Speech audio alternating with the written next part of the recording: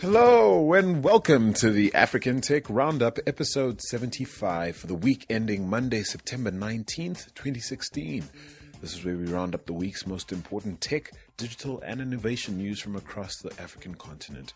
My name is Andile Masubu. I'm really pleased you could join me. In today's show, I'll be sharing a conversation I had with the Kenyan journalist and self-confessed podcast addict, Eric Mugendi. Now, Eric is editor-at-large at iAfrican.com, and his Tumblr, entitled Kenyan Long Read, is also well worth checking out. This past week, Eric tagged me into a Twitter debate he had with several people, including Uber's head of business for Sub-Saharan Africa, Justin Spratt, over the African Tech Summit happening in London on September 29th. Now, there's been some backlash around the event's conspicuously mostly male, non-black, non-African speaker list, which included folks some people in the Twitterverse did not quite feel were representative of Africa's tech ecosystem. Now, I got Eric to give me his take on the matter, as well as share what's trending in his world at the moment. That's well worth sticking around for. But we'll have to get to the week's news headlines first, which include MTN shutting down its mobile money business in South Africa, Iroko launching a platform called Iroko X to distribute and monetize short-form content, and Madagascar becoming the second African market after Tanzania to roll out mobile money interoperability. In the meantime, though, as always, if there are any past episodes of the show you might have missed, you can always catch up whenever you like by clicking through to africantechroundup.com. You can also find us on Twitter at African Roundup, as well as on Facebook at facebook.com African Tech Roundup. And of course, if you'd like to contribute to the show, you can write us an email or send us an audio note via hello@africantechroundup.com. Now, this episode of the African Tech Roundup is brought to you by our sister podcast, African Tech Conversations. The series features relaxed, in-depth chats I've had with leading entrepreneurs, innovators, and executives who are intimately involved in Africa's tech scene. Now, to check it out, simply head to our SoundCloud account at soundcloud.com/African Tech Roundup, and all you have to do is click on the African Tech Conversations playlist.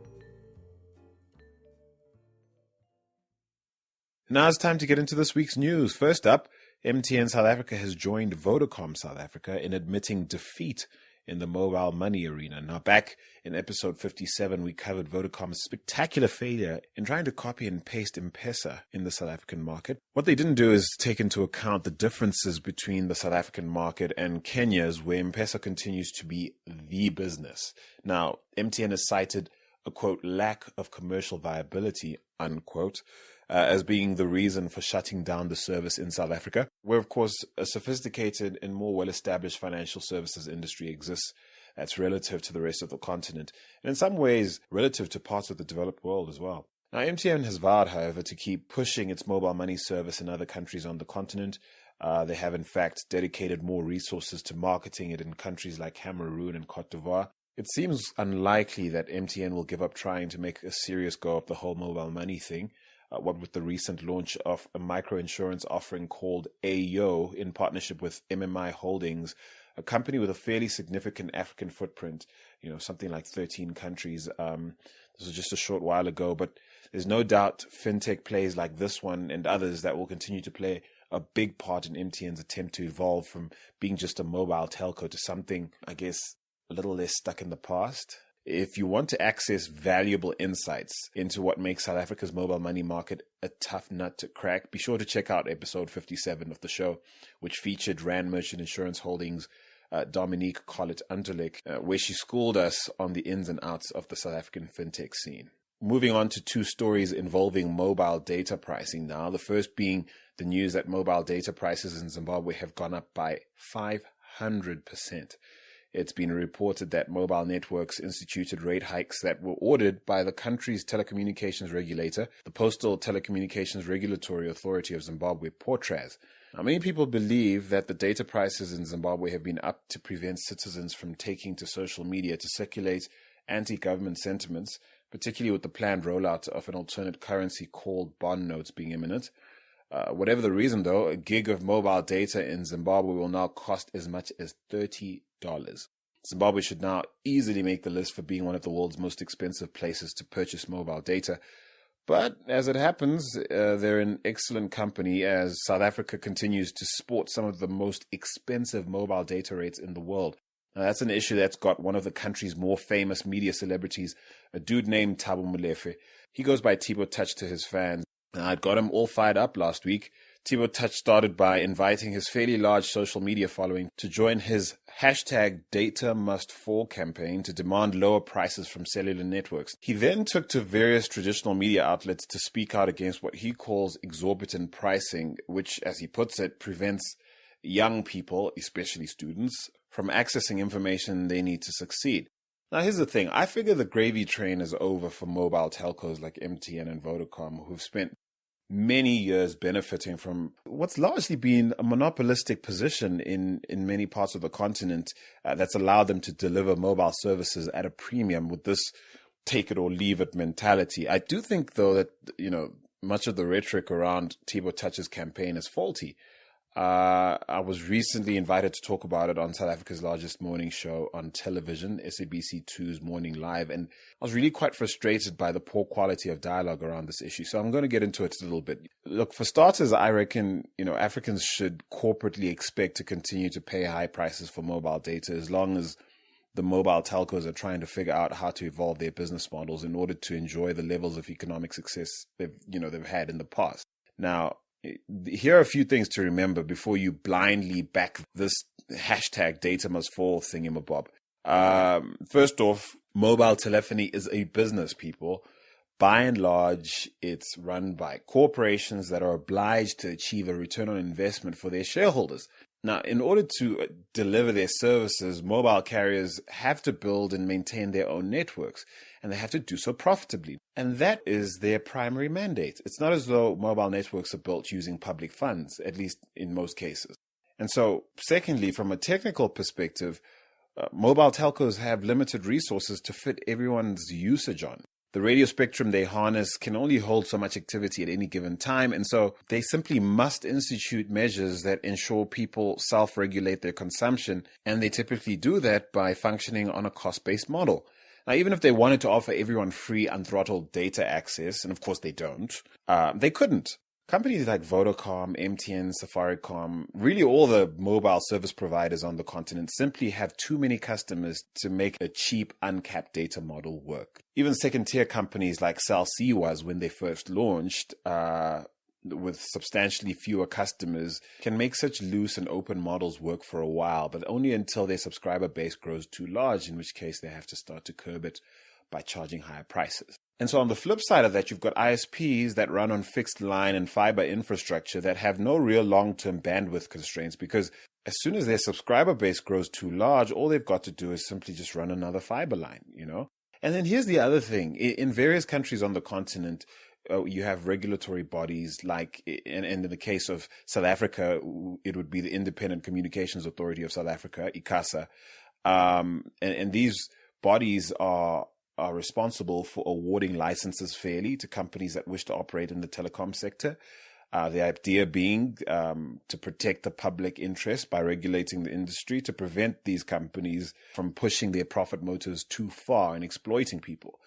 Now, despite popular sentiment to the contrary, mobile telcos can't, in fact, quote, do whatever they want. Now, the thing is, if you don't trust that regulators in your country are doing their job right, or suspect that they're being influenced by corrupt politicians, taking it out on the mobile telcos isn't going to help anything at all, though. And interestingly, countries like Zimbabwe are a prime example of how government regulation can drastically influence mobile data pricing.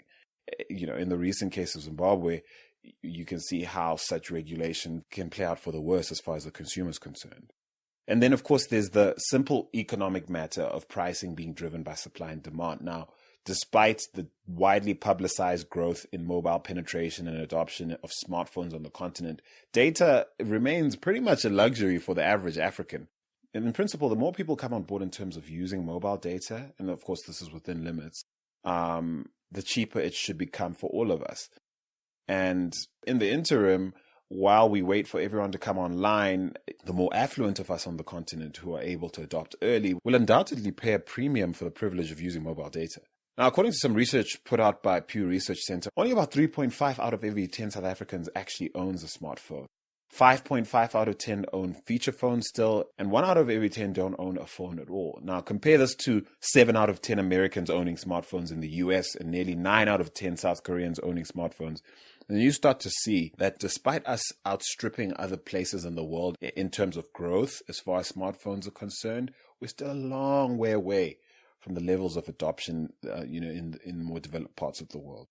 And then, of course, there's the fact that mobile telcos are currently feeling the heat in terms of drastic reductions in voice revenue, all the while having to compete with other providers of broadband services like fixed line telecoms operators in South Africa. That'd be Telkom and Neotel.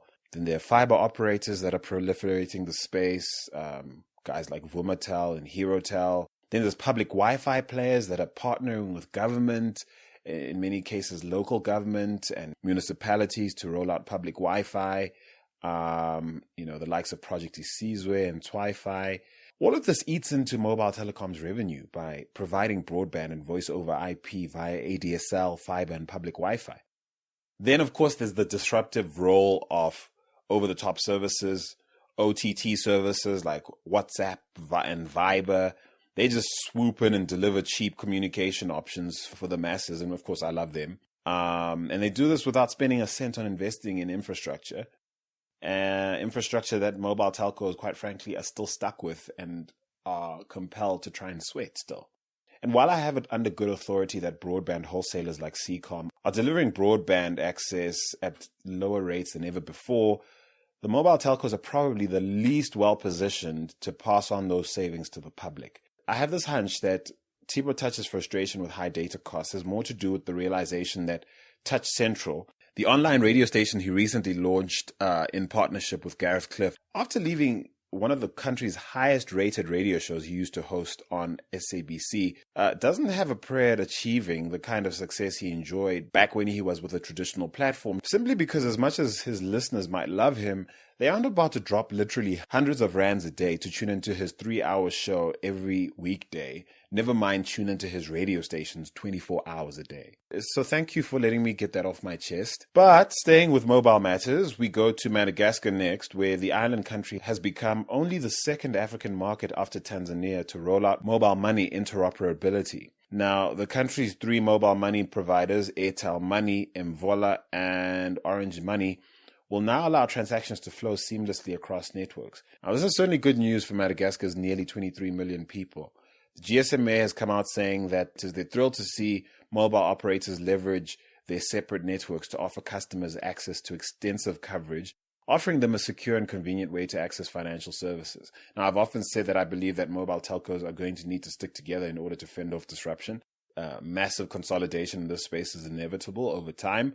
I do think it's a trend we can expect to see to happen more often in different shapes and forms. Well done to Madagascar. Hopefully become a template for what might go down on the mainland. Staying with island news, we go to the Seychelles next, where Barclays Africa is said to be the first major financial institution in the world to have made a trade using blockchain technology. Now, last week, the Seychelles Trading Company Limited and Onua, who are clients of Barclays Africa and Barclays UK respectively, participated in a pilot transaction which involved a trade of a letter of credit, which was generated through a platform developed by Wave.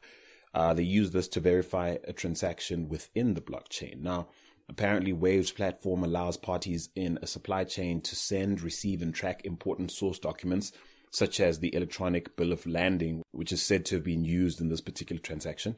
Now, while I'm certain that there are dozens of financial institutions around the world running similar pilots, I think the significance of this announcement is the weight that Barclays is throwing behind the trend towards accepting blockchain technology as a viable means of eliminating many of the inefficiencies that currently exist in international trade. So for that, I tip my hat to Barclays Africa.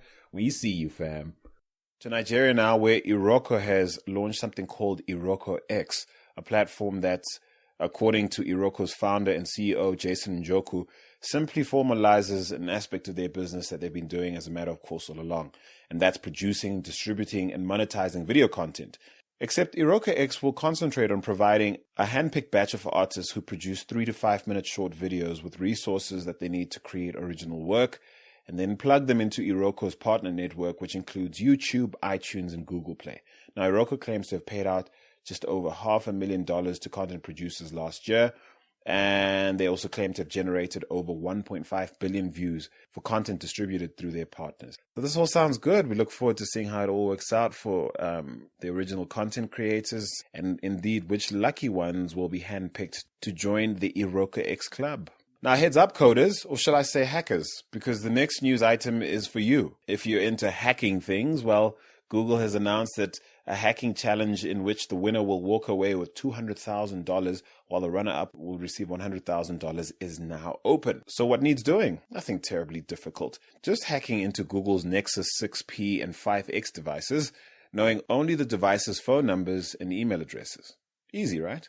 Well, in order to win, though, you'd be required to expose vulnerabilities in those devices that can be exploited remotely, say by sending a text or by email. So come on, Africa, you can do this. Hack into Google's Nexus 6P and 5X devices. Let us know if you crack it and win the money. We'd love to celebrate your victory. And of course, share your money. To Kenya next, we're following a fairly promising mobile money rollout in India last year. Visa has launched its M-Visa app in Kenya that will go head-to-head with M-Pesa. Lots of mobile money news this week.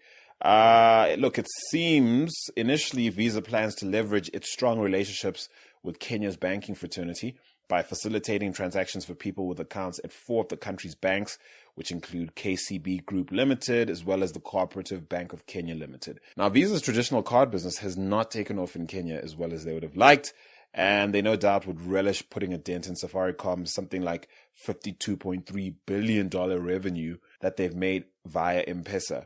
Now, Visa has landed 1,500 merchants so far, and they're in talks to roll out the product in Uganda, Tanzania, and Rwanda over the next 2 months, as well as hoping to partner with a Nigerian bank by the end of the year. And so finally, heads up, Lagos. The African Angel Investor Summit is heading your way. It goes down Thursday, November 17th, 2016. The theme for this year's summit is co-investing, making it work together. Now, the event's organizers say that with Nigeria now officially in recession and most major economies suffering from low commodity prices, working together is probably the only way forward to unlock capital fast, as well as maximize Africa's entrepreneurial potential. Now, the event is expected to draw angels, VCs, government officials, crowdfunders, as well as startup founders from all over Nigeria and certainly all over the continent. Here's what's really cool about this event, though. They're crowdsourcing moderators as well as speakers, people that you would most want to see and hear in the flesh. Simply Google African Tech Investor Summit 2016 to see which gaps still remain in terms of speakers and moderators, and go ahead and nominate yourself or someone else who might be worthy to share insights at the event. The lineup already includes the likes of good friends of the show, Rebecca Enonchong, Tommy Davies, Ben White, and Eloho Omame, as well as Hotels NG founder and CEO Mark Essien. Now, it's fixing to be quite a gathering, so don't sleep on this, Lagos. Don't sleep on it now. And of course, in this week's discussion segment, we'll be unpacking some controversy surrounding another tech gathering called the African Tech Summit that's scheduled to go down on Thursday, September 29th. Editor-at-large at iAfrican.com, Eric Mugendi, will join me to discuss the matter in a moment. But first, take a listen to an audio comment on the problematic issue of how few Black, African, and female representation seems to be featured in the African Tech Summit's lineup. Now, here's the Beyonce-loving Kenyan techie that is Rachel Gichinga, responding to some of the pushback she encountered when she aired her frustrations about this issue on Twitter. Now, unfortunately, the recording is pretty scratchy, but she makes her arguments quite well. So do soldier through and take a listen. Representation matters. Optics matter. I'm having a disheartening number of people showing up in my mentions when they see me tweeting about this and saying, well, actually, we don't have that many African tech leaders. Oh, well, actually, the African tech leaders we have are not as serious as the ones who are being put forward. Well, actually, the people who are here deserve to be here more than the Africans who have not been represented on this stage. And this is precisely why it matters. When you continue to put out ideas and you continue to say, these are the people who are doing the work, and if you're not seeing people here, it's because they're not doing the work. That's your implicit suggestion. You may not be coming up and saying it out loud, but that's what you're tactically saying. You are saying that it doesn't matter that we don't put out a representative or diverse or equitable panel, because these are the people who matter. When you hang that further on the hook of investment and saying, well, we picked this group of people, we asked them to self-finance and get here because the idea is for us to generate investment, what you are coming out and saying is that investment opportunities should be garnered by people who look a certain way, who sound a certain way, who can be taken more seriously by other people who look like them and who sound like them. And then you just repeat and perpetuate these biases. And then we have a scenario whereby we're looking at a court report from, I think late last year, earlier this year, which is talking about the top tech companies that got funding over the last year. And you see that out of the top 5 names, 4 of them are not even white Africans, but non-African Westerners who come here and are working on the continent. Because we know about the Silicon Valley biases. We know that these white male upper middle class VC investors, VC folk are coming and funding other people who look like them, white male upper middle class. We know this. We know that Silicon Valley has a significant minority problem. We know that women are not being represented. We know that Black people and Latino and Hispanic people are not being funded at the rate that white people are. And what we're doing is we're buying into these biases and saying, well, if that's happening, we're going to take that, we're going to transplant those tech companies onto the African tech scene and then get these companies funded because this is what works in the world, so we're going to go ahead and work within that mold and exploit that mold, as opposed to radically saying, we're going to break this mold, we're going to shift things up, and we're going to say that Africans are building solid companies, we are generating solid revenues, we are solving problems that should be being solved because we understand the scenario in which we're working. You should give us money. As Africans, we do not need to have somebody else speak on our behalf or represent us on our behalf. We should be able to do this. That was Rachel Gichinga, all fired up. And now on to my chat with Eric Mugendi of iAfrican.com. Eric Mugendi, welcome to the African Tech Roundup, man. Oh, thanks for having me. Absolutely. Now, very interesting debate we have on our hands with the African Tech Summit controversy. But before we get into all that, I want you to tell me what's trending in your world at the moment. What's going down East Africa? Well, in Kenya, there's been some debate about, there's a new interest rate law, and one of the biggest lenders in East Africa, that's Equity Bank, they've actually lowered their interest rates to comply with the central bank's new law. So what they've done is, what the central bank did was they set the lending rate at 4% above the central bank reference rate. And what this means is you can't offer a loan at more than 14% per year. But you have guys like Safaricom through their M-Shwari service. They're charging interest rates of about 7% per month, which actually translates to about, it's ridiculous. It's about 90% interest. So you have, you're almost paying like literally double the money if you borrow it over a year. So what Equity has done is they've lowered the interest rate for the loans on Equitel. So they're actually offering loans at 14%, which is 4 points above the central bank rate. So that means that that's for existing loans and for new loans as well. So there's still some confusion because all these other lenders, all these other people like CBA, which is partnered with Safaricom to offer the loans on M-Shwari, they're saying that this new law doesn't apply to them. And so they're still holding out, and they actually sent a text saying that if you save on M-Shwari, you'll actually get it at 7%. That's on savings, but then the interest rate on borrowing still remains 7.5% per month. So there's still some confusion because no one really knows who is going to offer interest the loans at what rate. So, sure. This mobile money trend is really the cat among the pigeons as far as the traditional finance business. I mean, what do you reckon the conversations in, say, the halls of Barclays Africa or Standard Bank or some place like that? What do you think they're chatting about at the moment? I think they're more likely to focus on like corporate lending instead of retail, Because the thing that sets Equity apart is they have probably the biggest customer base in terms of numbers. So they're more focused on the retail side. But now, when it comes to bigger, more traditional banks, they're more focused on corporate lending. And I don't think they're quite interested in now offering cheaper loans to like the small businesses and the individuals on the ground.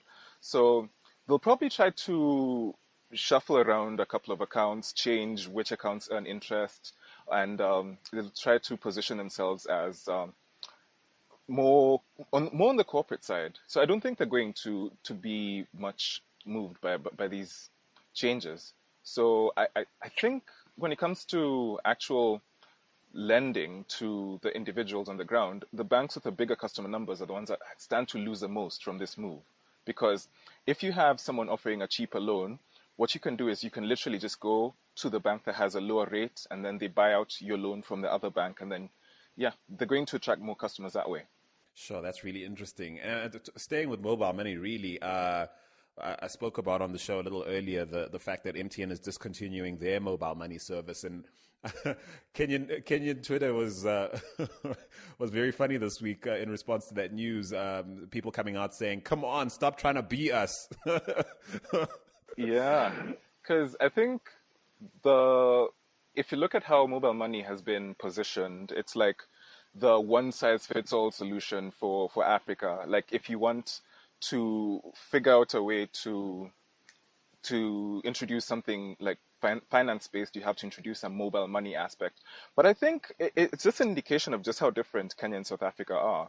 Because if you look at the level of formal banking in Kenya, it was quite low before M-Pesa came in. So there was the fact that people were taking up more phones and the fact that they didn't have access to bank accounts that contributed to the rise of mobile money over here. But then if you look at SA, South Africans are far more banked when it comes to like actual access to formal banking. So when it comes to sending money or like paying for things, there's a lot more access to credit cards and debit cards down there than in Kenya. So it didn't pick up as much as I think the operators wanted. So it's not so much that our ecosystems are similar, it's that they're so different that the things that contributed to the rise of mobile money in Kenya didn't really work out in South Africa. So I guess they just have to regroup and find something that works for them. Yeah. Africa is a country must fall, man. Africa is not a country, definitely. But also, again, mobile money is something we touched on in the news segment. Visa launching a mobile money service that's so originally titled M-Visa. Again, my question is, I'm fascinated in trying to psychoanalyze at least get into this corporate psyche around responding to mobile money, at least as far as the traditional players are concerned. Visa certainly being the toast of the town many years ago, cutting edge fintech, as it were, now kind of on the back foot. Yeah, because it seems more people are taking up like branded debit cards, especially like when it comes to Visa. And if you look at the sort of offerings that banks have when it comes to cards, I think Visa's the most visible. So I don't think it's really going to challenge mobile money because the M-Visa is really targeted towards people who have bank accounts already. So it's just going to be like I think it's just going to be an added advantage, like the fact that you can now transact using your phone and it connects to Visa and you can just do payments on it. But I think it's going to challenge Safaricom because Safaricom is also trying to get into the card space. So I think Visa is already established on that side. So just wait and see how Safaricom handles it. That's definitely a big trend with quite a few mobile money services in South Africa, at least if not already working towards having cards as part of their offering, or being poised to launch them. I guess this is a defensive move on the part of Visa, going, hang on a minute. We see you, fam, over there with your mobile money fintech story, but don't come over here and challenge our card business. Yeah. Yeah. And then finally, look, how excited are you? I mean, given you're in the publishing space, I know with Kenyan Long Reads as well as with iAfrican, for Twitter allowing us to tweet so much longer tweets than when we ever have before. I'm not sure how to feel about this, man. Because one of the things that I need to consider every time I'm publishing a story is I need to make the headline short enough to fit within a tweet. People don't realize that's like an hour of your day. Yeah, as in there's so much editing that goes into headlines. Like you have to try to compress it as much as possible. So it's going to open up a lot of space, like especially for expression and trying to add more nuance to headlines and stories and stuff. So I think it's going to be like having more space on tweets is definitely a plus, because we always have just that much more to say. That's true, but it does seem a little desperate coming from Twitter as far as I'm concerned. And I know my timeline's about to be awash with emojis galore, and I'm guilty of using them to great effect. However, with more to say, with more to say, I can just see people squeezing in just so much more as opposed to keeping it nice and short. I don't know. Who knows? It might be the best thing ever. I'm willing to be wrong about it. I'm unsettled about it. I have to be honest. Fingers crossed it's going to work out. Back to the story that really put me on the line to you, or got me on the line to you. This African Tech Summit controversy. Let's discuss the name firstly, which I think is partly the problem here. Here's a summit in the UK. I believe there's actually one that happened last year in Lagos, also calling itself the African Tech Summit. I have no idea whether these two summits are related or if they have the same organizers. They certainly have two different URLs. And so here's an African Tech Summit. You go on the site. You can't really tell who's convening the event. It's not clear. There is, if you visit the site, you have a sense of what they hope to achieve, what they hope to bring together. But lofty aspirations involving, being a premier, invite-driven platform that will sort of give delegates an opportunity to get a 360 on the state of Africa's tech ecosystem. Okay, and it's called African Tech Summit, and it's in London. So you started, I think you started, to be fair, you started a debate on Twitter, which the likes of Uber's Justin Spratt joined, your homegirl, Rachel Kichinga joined in with a very opinionated stance we played at the top of our discussion. And yeah, what do you make of a tech summit with such lofty aspirations being based in the UK? Is that problematic in and of itself? I think so. I think it's a really big problem, because if you look at geography in Africa, like a lot of the stuff that's happened affecting the continent tends to happen somewhere else. And for the longest time, this was because the opinion was Africans aren't really prepared to handle some of the discussions around the things that affect them. And a lot of the discussion that came up was, you can't have a conference in London and call it the Africa Tech Conference. And then you look at the panel and then you're like, I have no idea who half those people are. And to look at the example of let's say you're having a UK tech conference and then you decide to hold it in Tokyo, for example. That doesn't make any sense. Yeah. So it doesn't make sense to have something and call it an African conference and then hold it somewhere where I would have to apply for, I'd literally have to apply for a visa and wait for about, I'd say, 3 weeks for the visa to be processed.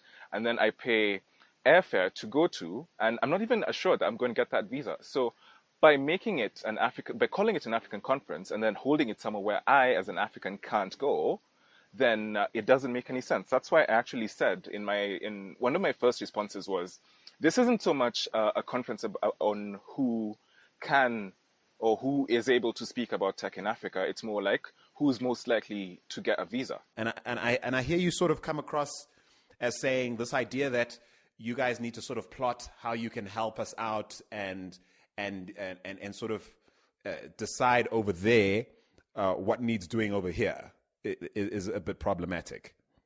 Yeah, it is, because the fact that it's so removed from the space that it's trying to speak for it's ridiculous. Because if you look at other similar conferences, if you look at, say, fintech conferences, or if you look at conferences on the Internet of Things, they don't just have the self-selecting. That's what I'm trying to say. The conferences are very they try to represent the subject that they're speaking about. But if you look at the composition of the panel, I think that's the thing that most people found disturbing. Because it would be fine if I look at the composition of the panel and I saw people who I know. And I'm actually familiar with a bunch of the people on the panel. Like, I actually did work for Shay Taylor, who's at Big Cabal Media. And I have spoken to Andrew Appiah, who's at Zipe. So I know that for a fact that they're able to articulate some of the things that are problematic in the African tech space, and they're able to talk about what it means to be a founder in this space as well, and also someone like Marek Zimlowski, who's at Hotel Oga.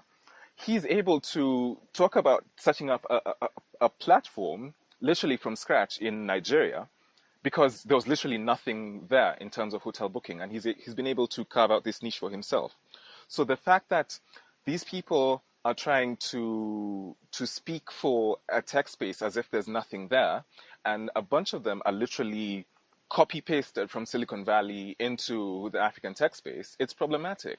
And it's not that we don't have startups in Africa. We have so many that could have been able to speak for this space. And it's not just that.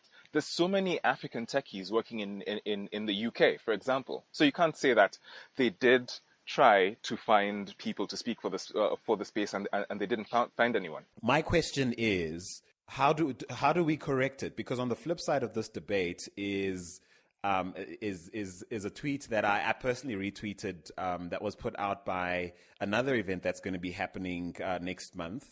It's the African Angel Investor Summit that will be happening in Lagos. They've done things quite significantly differently in terms of composing the delegates and speakers who will be speaking at their event. They've actually gone the crowdsourcing route. They've let everyone know in their network that if you think you're worthy of being at this platform, let us know. If there's someone else you think we should have and we don't have yet, please nominate them. And then on Friday, they came out saying, listen, 7 out of 14 so far of the people we intend to have at this conference are women. Hip, hip, hooray. Doesn't that almost play into the field of tokenism in some respect? How do we balance this out, though? It does look like tokenism, because you're literally looking for people who present a certain image or a certain aspect of the tech ecosystem. And the fact that this is a bragging point for them, that they have that half the panel is composed of women, is part of the problem. It shouldn't be that this is a selling point for us that half our panel is composed of women. It should be that it's one of the things that you notice when you're looking at the program, when you're at the event. It shouldn't be a selling point for your event that you have gone out of your way to be diverse, because then you're literally advocating for diversity for the sake of diversity. And on the other hand, if you look at the fact that a lot of these people on these panels are speaking from a point of knowledge, and a lot of them are parts of networks that people who know people, and you can literally work on these networks to like constitute a panel without having to I want to say pander, but that's a difficult word, without having to pander to certain demographics. So the fact that on one hand you have a panel that's majority white men speaking for a tech ecosystem in Africa, and on the other hand you have a conference using the fact that they're super diverse as a selling point, it shows that conferences are okay. We're not trying to save the world using conferences and panel discussions, because that's never going to happen. But at the same time, we can't have these panels trying to advocate for or trying to speak for a certain space. We should just go by meritocracy, like who most deserves to be in this panel. And I like what the Lagos conference is doing, because you're literally canvassing, you're asking people, who would you most like to see on this panel? Because a lot of the conferences and events where you have like a women's tech thing, that's the sort of angle they take. They ask people, who would you most want to see on this panel? So similarly, I would want to see something like that happen. With the one happening in the UK, I suppose. I think that therein lies perhaps a slight weakness in Rachel's argument when she says optics matter, in the sense that I hear your argument for meritocracy, although but the problem is there is room for subjectivity. If merit is being determined by a white male sitting in Silicon Valley and he looks at his portfolio and it's predominantly white males invested in Africa, his sense of merit will be based on what he sees in front of him, right? In which case, Rachel's argument kicks in. You can't just do that. You have to think beyond that. You have to think to the ecosystem. You have to stretch yourself and look for people outside of your comfort zone and realize that there are a lot of hard-working people doing things, great things that you might not even know about. There's something that Justin Spratt said in your exchange on Twitter. He basically, put his neck out for the chaps organizing this conference, who as yet I have no idea who they are really. I have some thoughts about who might be behind it, but I'm not sure who it is. But nevertheless, he says he knows some of the organizers and their hearts are in the right place, etc.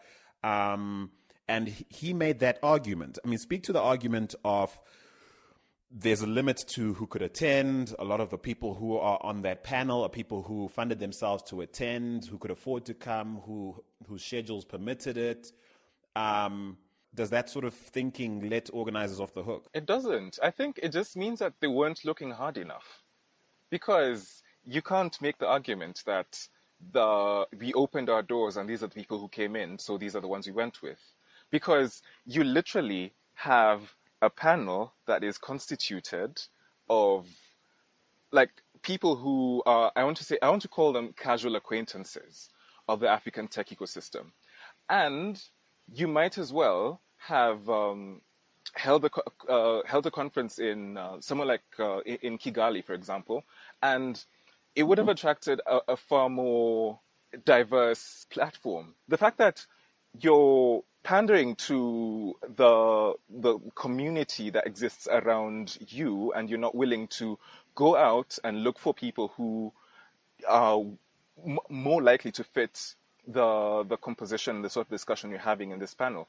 The question that we haven't really asked is, who is the audience at this conference? Because one of the arguments that Justin was making was that a lot of the money that comes into Africa passes through London, so it makes sense to have a conference over there. So by saying that the money is coming from a certain place, you're saying that the people who are most likely to attend are the ones most likely to put money in the ecosystem. So they are more likely to put money in if they see people who look like them. They're trying to justify their laziness. They're trying to justify the fact that they didn't look hard enough to find people who fit within the parameters that they set. And the fact that they're using this as an argument it's very insulting.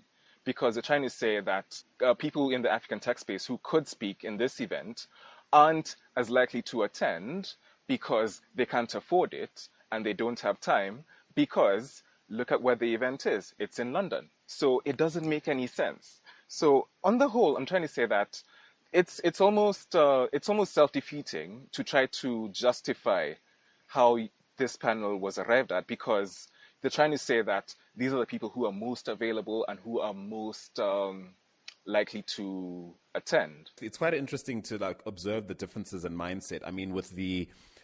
With the African Angel Investor Summit in Lagos, they're partnering with She Leads Africa as well as Ingressive, who do investment tours. They bring investors from abroad to soak in the vibe, interact with the people, as well as attend what's hopefully a balanced representation of Africa's tech ecosystem. There seems to be a different approach to what makes sense in terms of introducing Africa's tech ecosystem and the opportunities that lie there to potential investors.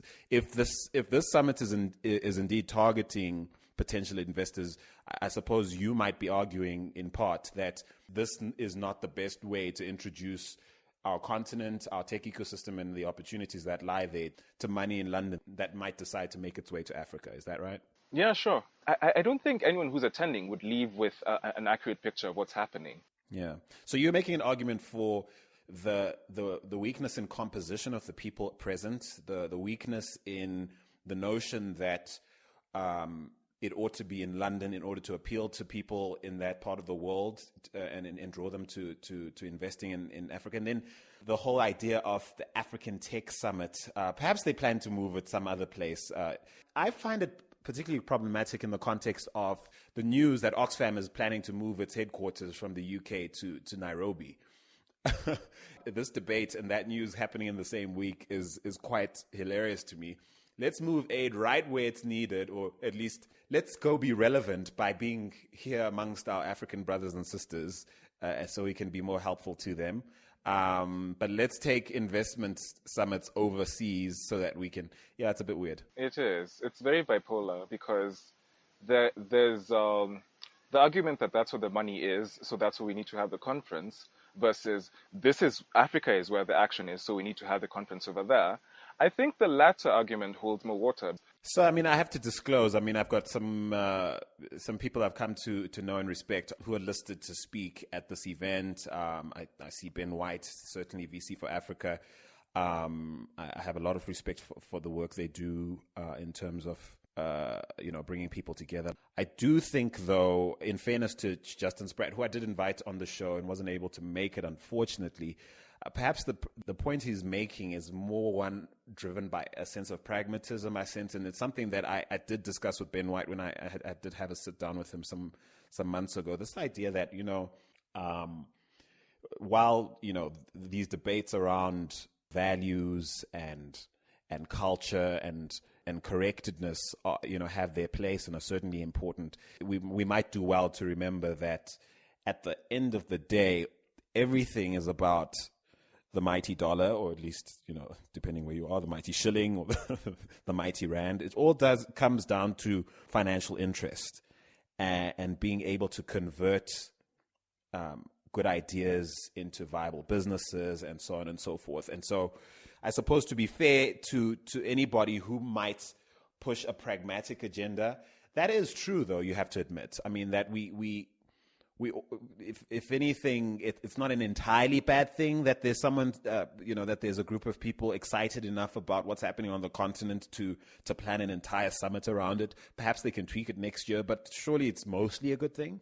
I think so, because I don't think we're at the point where we're able to fully finance our own tech ecosystems, because a lot of the money coming into tech is from VC funds and from external sources, and these are the people who this conference appears to be targeted towards. So yeah, it's a good thing that they're trying to take the discussion to the sources of the finance. So, and one of the things that this conference is aiming for is to connect the tech ecosystem in Africa with investors. So that is a good thing. But yeah, I still think that on the whole, the panel could be a lot more representative of the ecosystem that it's trying to connect. It's not so much that we are so desperate to get funding that we just want to take money from anyone. It's more like we want to take part in the conversation. I think that is that was one of the reasons why the argument was so loud and so strong. It's that Africans were feeling left out of this conversation because it's calling itself the Africa Tech Summit. But if you look at the composition, I think they've rehashed the panel a bit, but before there was not a single black woman on the panel.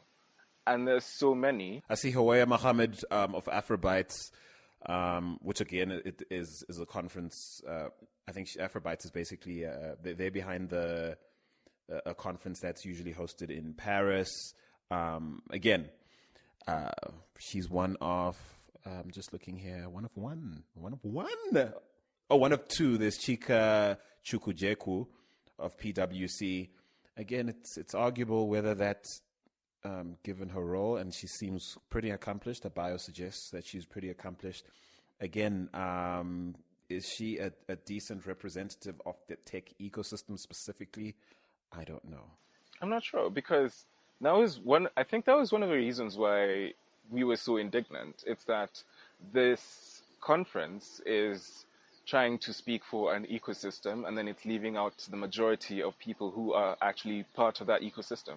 So you can't exclude African women who have founded so many successful startups from this conversation. Granted, there was one who, I think it's Africa Techie on Twitter. She said that she had been invited, but she declined. Yeah, Rebecca Inanchong, yeah. So, yeah, I mean, there have been people coming out in not so much support, but sympathy in the sense. Like, well, guys, I think their hearts are in the right place. And I lean towards that view that, look, I think people's hearts are in the right place. They're no doubt trying to make connections. They're trying to create a sense of enthusiasm around Africa's tech ecosystem, in the UK specifically. I do think it's problematic that the title Africa Tech Summit, given how it ought to be applied, in my view, to a conference that has done a lot more work in the area that you're speaking about, making sure the composition is right, making sure that you are, in fact, speaking with authority to the entire tech ecosystem. I mean, we get flack at the African Tech Roundup from time to time for our inability to fully grasp everything there is to know about the African tech ecosystem, and I think it's a fair criticism given the name of the podcast. You know what I mean? If our commitment isn't to covering the biggest stories across the continent on a weekly basis, and doing so on the basis of merit and not just what's trending or what's fun to talk about, then I think we're fair game for that kind of criticism.